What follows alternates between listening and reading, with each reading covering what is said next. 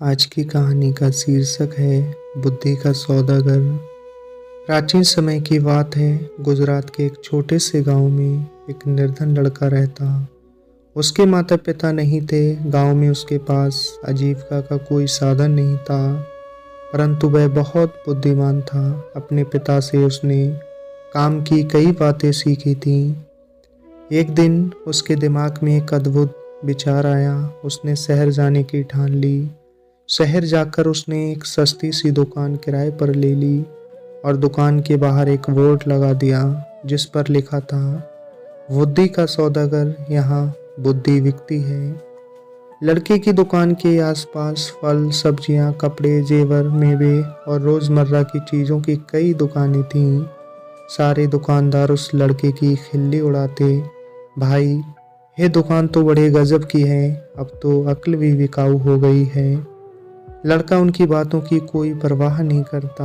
वह दिन भर आते जाते ग्राहकों को आवाज लगाता रहता, आओ आओ बुद्धि ले जाओ, एकदम खरी, सस्ती और उपयोगी, एक दाम सही दाम, आओ साहब ले लो। लेकिन बहुत दिनों तक बुद्धि के सौदागर की दुकान पर कोई भी ग्राहक नहीं आया।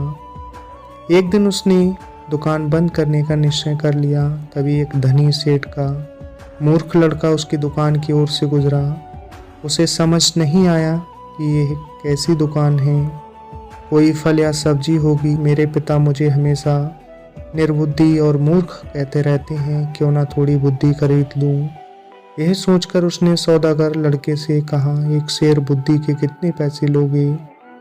लड़के ने उत्तर दिया, मैं बुद्धि तौल कर नहीं, उसकी किस्म के हिसाब से बेचता हूँ। मेरे पास तरह तरह की बुद्धि हैं, सबका दाम अलग अलग है। आपको कैसी बुद्धि चाहिए? तो ठीक है, एक पैसे में जिस तरह की बुद्धि आए दे दो। सेठ का लड़का लापरवाही से बोला। सौदागर लड़के ने कागज की एक पर्ची निकाली और सेठ के बेटे को दे दी। उस पर्ची पर लिखा था, जब दो लोग झगड़ रहे हों तो वहां खड़े होकर उन्हें देखना बुद्धिमानी नहीं है।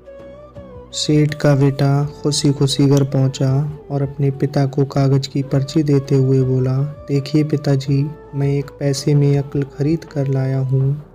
सेठ ने पर्ची पढ़ी और तमतमा कर बोले, मूर्ख, एक पैसे में क्या लाया है? ये बात तो सभी जानते हैं, तुमने मेरा एक पैसा डुबो दिया। सेठ तुरंत सौदागर की दुकान पर पहुंचा और उस लड़के को बुरा भला कहने लगा, लोगों को ठगते हुए तुम्हें शर्म नहीं आती? मेरा एक पैसा वापस करो। ऐसा क्यों वापस करूं? माल दिया है, पैसा लिया है, लड़के ने कहा। ठीक है, ये लो अपना कागज का फटा टुकड़ा जिसे माल कह रहे हो। नहीं चाहिए हमें तुम्हारा माल, ये लो। कहते हुए सेठ उसकी पर्ची वापस करने लगा। पर्ची नहीं, मेरी सीख वापस करो। अगर पैसा वापस चाहिए तो आपको एक कागज पर लिखकर देना होगा कि आपका बेटा कभी भी मेरी सीख का प्रयोग नहीं करेगा। बात बन गई, दोनों पक्ष मान गए। सेठ ने कागज पर हस्ताक्षर कर दिए और अपना पैसा वापस लेकर प्रसन्न हो गया। समय बीतता गया। एक नगर के राजा की दो रानियां थीं। एक दिन दोनों रानियों की दासियां बाजार गईं। वहां उनका झगड़ा हो गया। बात हाथापाई तक पहुंच गई। लोग चुपचाप खड़े देख रहे थे। उन्हीं में सेठ का बेटा भी था। झगड़ा बढ़ता देख सारे लोग एक एक कर वहां से चले गए, मगर सेठ का लड़का करारनामे के अनुसार वहां से जा नहीं सकता था। वह अकेला ही खड़ा रह गया। बस फिर क्या था, दोनों दासियों ने उसे अपना गवाह बना लिया। झगड़े की बात राजा रानियों तक पहुंची। सेठ और उसका लड़का राज दरबार में लाए गए। दोनों रानियों ने लड़के से कहा वह उनके पक्ष में गवाही दे।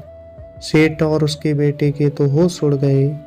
वे सहायता के लिए बुद्धि के सौदागर के पास पहुंचे। बोले, हमें किसी तरह बचा लीजिए, मैं 500 रुपये लूँगा।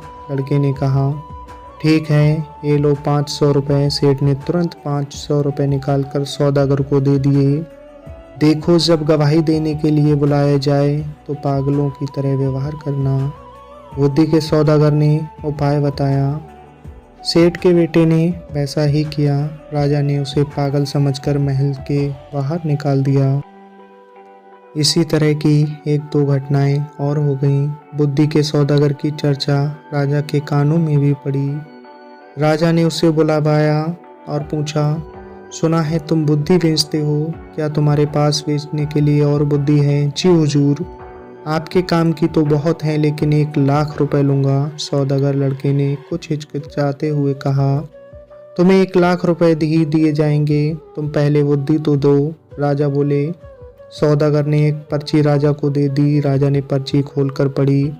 पर्ची पर लिखा था, कुछ भी करने से पहले खूब सोच लेना चाहिए।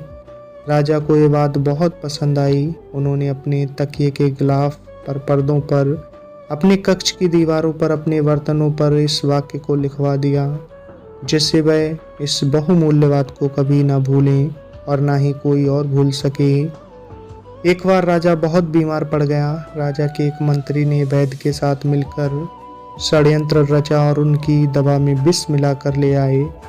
राजा ने दवा का प्याला भी मुंह के पास रखा ही था कि उस पर खुदे शब्दों पर उनकी नज़र पड़ी, कुछ भी करने से पहले खूब सोच लेना चाहिए। राजा ने प्याला नीचे रखा और दवा को देखकर सोच में डूब गए कि यह दवा पीनी चाहिए या नहीं। वैद्य और मंत्री को लगा कि उनका भंडा फूट गया है। वे दोनों डर गए और राजा से क्षमा मांगने लगे। महाराज, हमें क्षमा कर दीजिए, हमसे बहुत बड़ी भूल हो गई। राजा ने तुरंत सिपाहियों को बुलवाकर दोनों को कारागार में डलवा दिया। बुद्धि के सौदागर को बुलाकर इनाम में खूब सारा धन दिया और उसे अपना मंत्री बना लिया।